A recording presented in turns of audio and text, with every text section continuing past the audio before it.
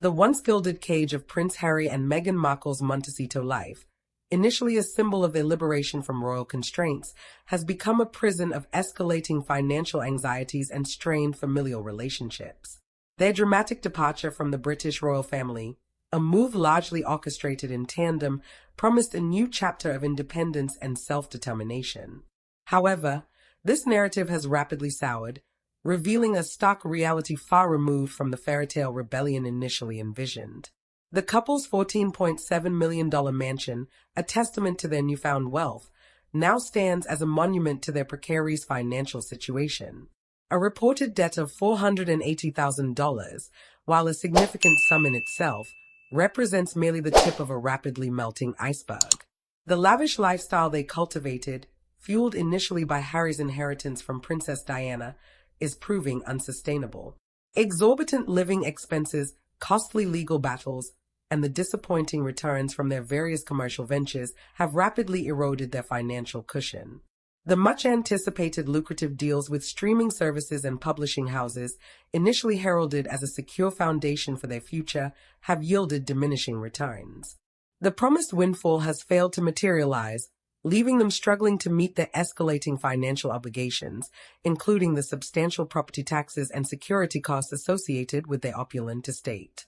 This financial instability has created a palpable tension within their marriage, with Meghan's commitment to maintaining their Californian lifestyle clashing sharply with Harry's growing anxieties about their precarious financial standing.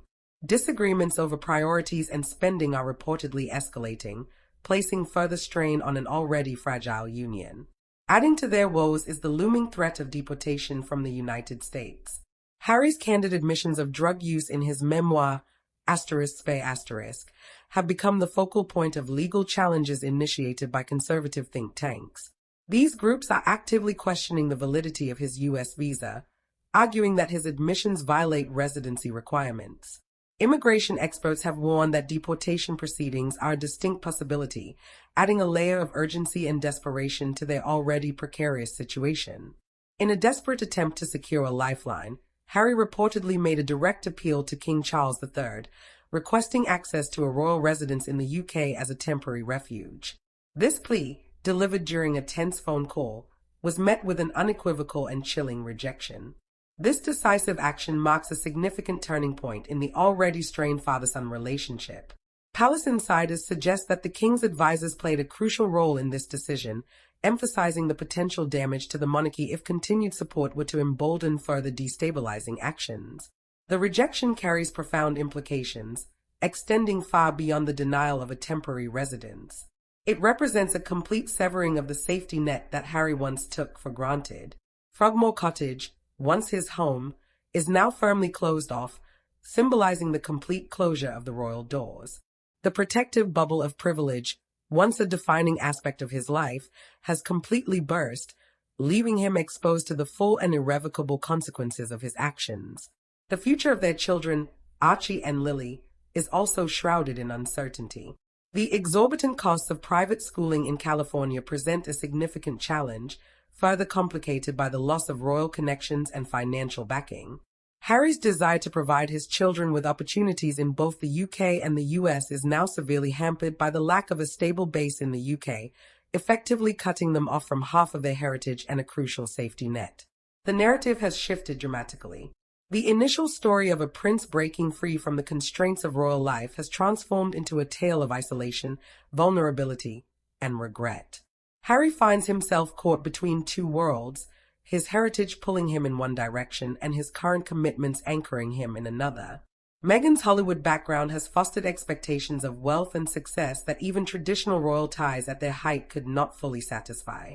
A former palace communications director points out a fundamental misunderstanding of what it truly means to be royal. It's about service, not celebrity.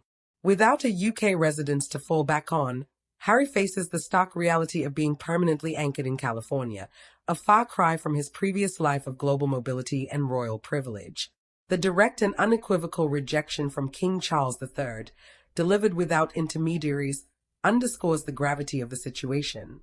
It's a clear message: actions have consequences, and these consequences cannot be easily reversed.